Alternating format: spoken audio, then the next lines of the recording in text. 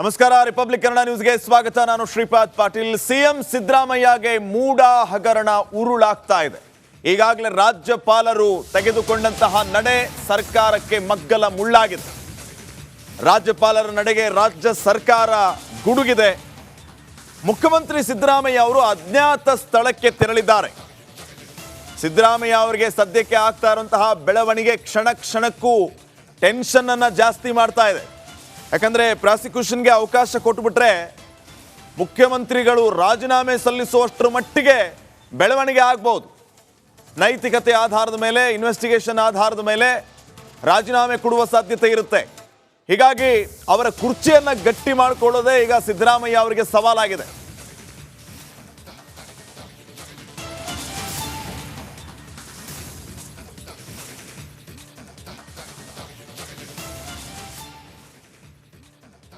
CM Siddaramaiah ಅವರ ಕೊರಳಿಗೆ ಮೂಡ ಹಗರಣ ಸುತ್ತಾಕೊಂಡಿದೆ. ಕ್ಷಣ ಕ್ಷಣಕ್ಕೂ ಟೆನ್ಷನ್ ಹೆಚ್ಚಾಗ್ತಾ ಇದೆ.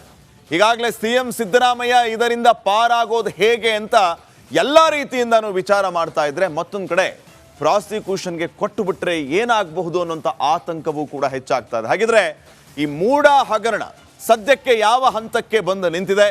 ಸಿಎಂ ಸಿದ್ದರಾಮಯ್ಯ ಅವರಿಗೆ ಎಷ್ಟರ ಮಟ್ಟಿಗೆ ಕಂಟಕಕ್ಕೆ ಕಾರಣ ಆಗಿದೆ? ಒಂದು ವರದಿ ಇದೆ, ಬನ್ನಿ ನೋಡ್ಕೊಂಡ್ ಬರೋಣ.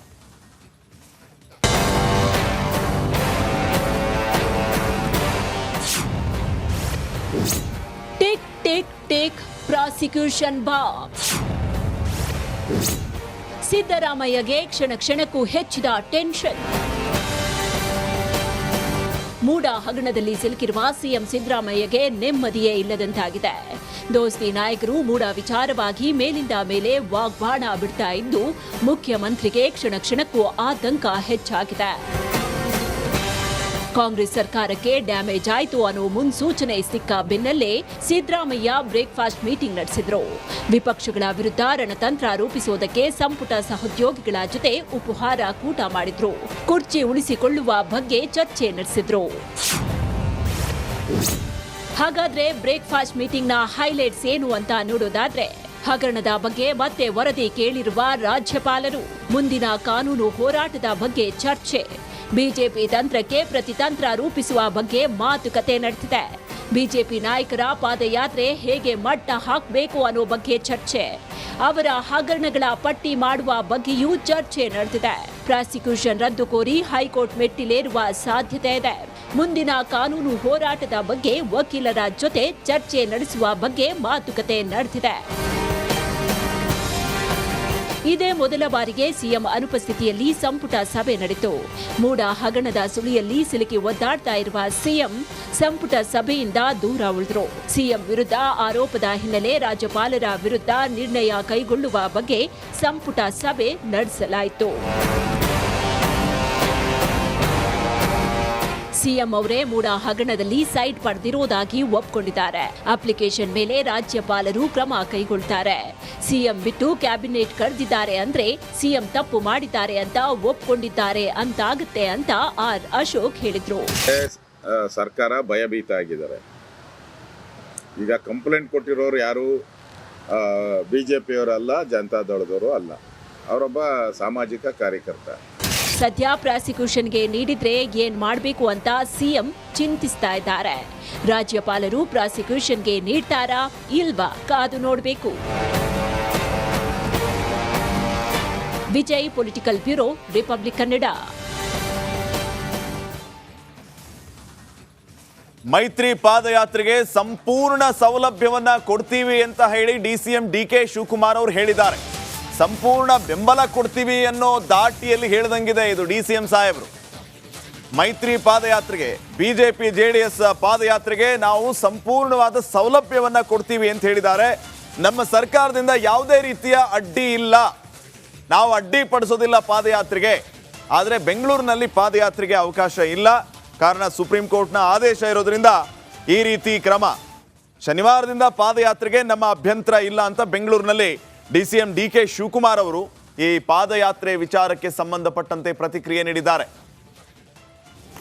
ಈಗ ಅವರು ಒಪ್ಕೊಂಡು ಈಗ ಇಬ್ಬರು ಮಾಡ್ತಾ ಇದ್ದೀವಿ ಅಂತೇಳಿ ಅವರು ಘೋಷಣೆ ಮಾಡಿದ್ದಾರೆ.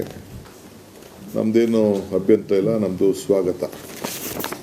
ನಮ್ಮ ಸರ್ಕಾರ ಅವರ ಪಾದಯಾತ್ರೆಗೆ ಏನೇನು ಅವ್ರಿಗೆ ಸೌಲಭ್ಯಗಳು ಪರ್ಮಿಷನ್ಗಳು ಕೊಡಬೇಕು. ಅದಕ್ಕೆ ನಮ್ಮದು ಯಾವ ಥರದ ಅಡ್ಡಿ ಆತಂಕ ಕೂಡ ಇಲ್ಲ. ಆದರೆ ಬೆಂಗಳೂರು ನಗರದಲ್ಲಿ ಮಾತ್ರ ಸ್ವಲ್ಪ ಸುಪ್ರೀಂ ಕೋರ್ಟ್ದು ಒಂದು ಆದೇಶ ಇದೆ, ಹೈಕೋರ್ಟ್ದು ಆದೇಶ ಇದೆ.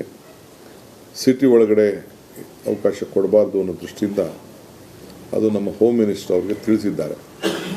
ಸೊ ಮಿಕ್ಕಿದ ಏನೇನು ಬೇಕೋ ಅವ್ರಿಗೆ ಪರ್ಮಿಷನ್ಸು ಪ್ರಜಾಪ್ರಭುತ್ವದ ವ್ಯವಸ್ಥೆಯಲ್ಲಿ ನಾವು ಅವ್ರಿಗೆ ಅಡಚಣೆ ಮಾಡೋದು ಬೇಡ. ಅವ್ರ ಆಚಾರ ವಿಚಾರ ಏನಿದ್ರು ಅವ್ರು ತಿಳಿಸ್ಲಿ, ನಮ್ಮ ಆಚಾರ ವಿಚಾರ ಏನಿದ್ರು ನಾವು ತಿಳಿಸೋಣ ಅಂತೇಳಿ ನಾವು ಅದಕ್ಕೆ ಅವಕಾಶವನ್ನು ನಾವು ಮಾಡಿಕೊಡ್ತೇವೆ. ನಂಬರ್ 1.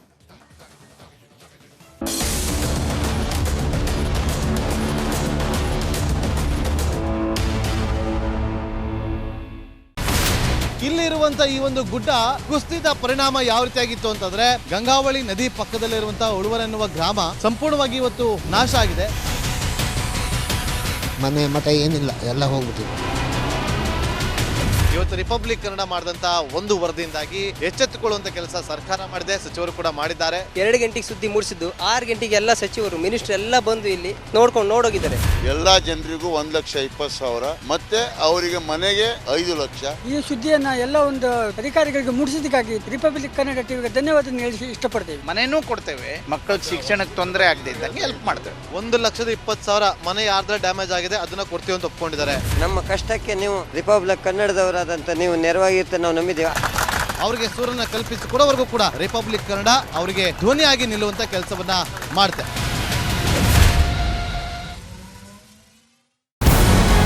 ನಮಸ್ಕಾರ, ಕರ್ನಾಟಕ ಪ್ರೈಮ್ ಟೈಮ್ಗೆ ಸ್ವಾಗತ. ನಾನು ಜಯಪ್ರಕಾಶ್ ಶೆಟ್ಟಿ. ಇಡೀ ಕರ್ನಾಡು ಇವತ್ತು ರೆಬೆಲ್ ಆಗಿ ನಿಂತಿದೆ.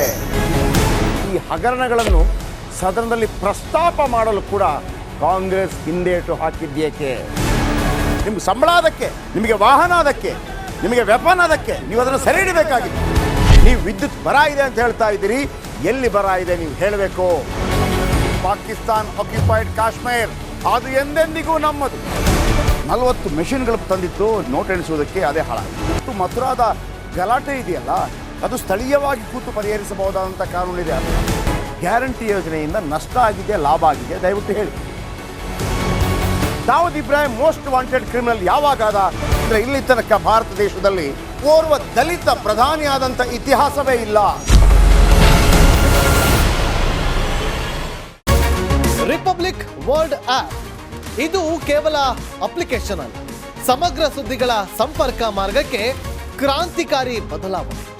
ರಿಪಬ್ಲಿಕ್ ವರ್ಲ್ಡ್ ಆಪ್ ಕೇವಲ ಸುದ್ದಿ ಅಪ್ಲಿಕೇಶನ್ ಅನ್ನ ಪರಿಚಯ ಮಾಡ್ತಾ ಇಲ್ಲ, ಬದಲಾಗಿ ಡಿಜಿಟಲ್ ಸುದ್ದಿ ಬಳಕೆಯ ಹೊಸ ಯುಗಕ್ಕೆ ನಾಂದಿ ಹಾಡ್ತಾ ಇದೆ. ಇದೊಂದು ಬ್ರೇಕಿಂಗ್ ನ್ಯೂಸ್, ಪ್ರಭಾವಶಾಲಿ ಕಾರ್ಯಕ್ರಮಗಳಿಗೆ ಗಟ್ಟಿಯಾದ ವೇದಿಕೆ. ರಿಪಬ್ಲಿಕ್ ವರ್ಲ್ಡ್ ಅಪ್ಲಿಕೇಶನ್ ಈಗ ಲೈವ್ ಆಗಿದೆ. ಗೂಗಲ್ ಪ್ಲೇ ಸ್ಟೋರ್ ಮತ್ತು ಆಪಲ್ ಆಪ್ ಸ್ಟೋರ್ ಎರಡರಲ್ಲೂ ಲಭ್ಯವಿದೆ. ಈಗಲೇ ಡೌನ್ಲೋಡ್ ಮಾಡಿ.